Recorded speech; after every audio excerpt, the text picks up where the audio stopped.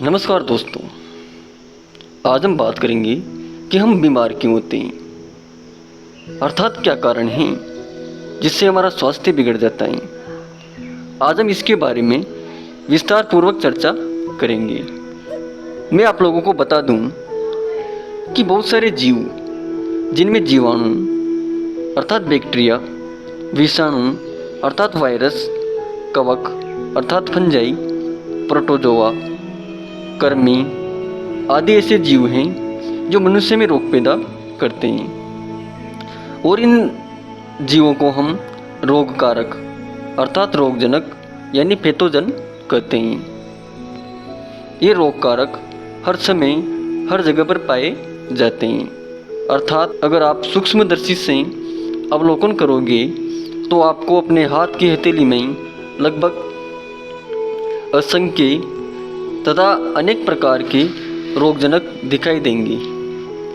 परंतु दोस्तों, इन रोगजनकों से बचने के लिए हमारे शरीर में एक सुरक्षा कवच पाया जाता है। जिससे मान लो कि जब ये रोगजनक हमारी त्वचा के संपर्क में आते हैं तो हमारी त्वचा में पाई जाने वाली श्वेत ग्रंथियाँ तरल पदार्थ छोड़ती हैं और ये पदार्थ इन रोगजनकों को नष्ट कर देता है।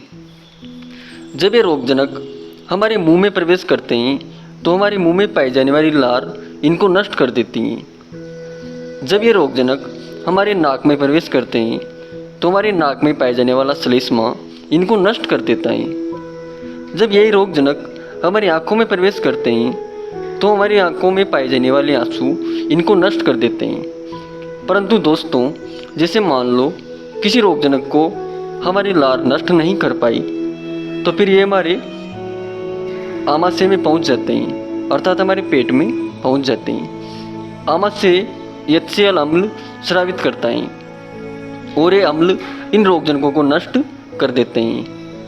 परंतु मान लो दोस्तों, अगर इन रोगजनकों को हमारा ये अम्ल नष्ट नहीं कर पाया तो ये रोगजनक हमारी कोशिकाओं में पहुंच जाते हैं। हमारे शरीर में WBC अर्थात श्वेत रुधिर कणिकाएं पाई जाती हैं। जब इन कणिकाओं को मालूम होता है कि हमारे शरीर में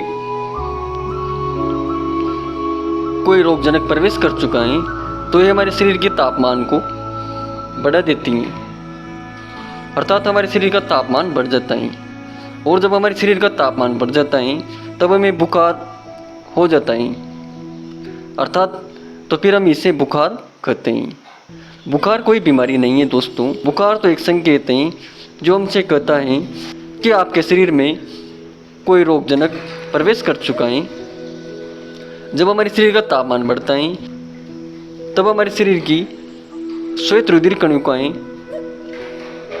इन रोगजनकों को नष्ट करने लगती हैं। परंतु अगर दोस्तों हमारे शरीर की श्वेत रुधिर कणिकाओं से ये रोगजनक अगर नष्ट ना हुए तो फिर हम किसी न किसी रोग से ग्रस्त हो जाते हैं। अब जिस रोग के रोगजनक हमारे शरीर में प्रवेश किए हैं वो रोग हमें हो जाता है दोस्तों। जैसे मान लो अगर कोरोना के वायरस हमारे शरीर में प्रवेश किए हैं तो हमें कोरोना हो जाएगा। टाइफाइड के जीवाणु अगर हमारे शरीर में प्रवेश किए हैं तो फिर हमें टाइफाइड हो जाएगा। अगर जुकाम के वायरस हमारे शरीर में प्रवेश किए हैं तो फिर हमें जुकाम हो जाएगा। अब दोस्तों, बहुत सारे व्यक्ति बीमार नहीं होते और बहुत सारे व्यक्ति हमेशा ही लगभग बीमार होते रहते हैं। इसका कारण क्या है दोस्तों? इसका कारण है उनके शरीर की सुरक्षा, अर्थात उनका शरीर मजबूत नहीं है, जिससे उनके शरीर की जो त्वचा है वो भी अच्छी तरह काम नहीं करती। उनके आँखों के जो आंसू हैं वो भी उन रोगाणुओं को मार नहीं पाते। और जब अगर हम किसी एक बीमारी से ग्रस्त हो जाते हैं तो फिर अन्य बीमारियां होने का हमें बहुत ज़्यादा खतरा हो जाता है, क्योंकि जब हमें एक रोग हो जाएगा तो रोगाणु हमारे शरीर की प्रतिरक्षा अर्थात इम्यूनिटी को कमज़ोर कर देते हैं। दोस्तों, अच्छा स्वास्थ्य बनाए रखने के लिए संतुलित आहार, व्यक्तिगत स्वच्छता और नियमित व्यायाम बहुत महत्वपूर्ण है। अर्थात हमें हमारे स्वास्थ्य पर हमेशा ध्यान रखना चाहिए। रोग दो प्रकार के होते हैं, संक्रामक रोग और असंक्रामक रोग। संक्रामक रोग वो होते हैं जो छूने मात्र से दूसरे व्यक्ति को फैल जाते हैं, जबकि असंक्रामक रोग वो होते हैं जो छूने से दूसरे व्यक्ति को नहीं फैलते। इनके अलावा दोस्तों एक और रोग जो अनुवांशिक रोग होता है, अर्थात ये रोग माता पिता से संतान में पहुंचते हैं। तो दोस्तों रोगों से बचने के लिए हमें स्वच्छ रहना चाहिए, संतुलित भोजन करना चाहिए। इसके अलावा दोस्तों नियमित व्यायाम करना चाहिए, अर्थात जितना अधिक पसीना हमारे शरीर से निकलेगा रोग होने का खतरा उतना ही कम होता है।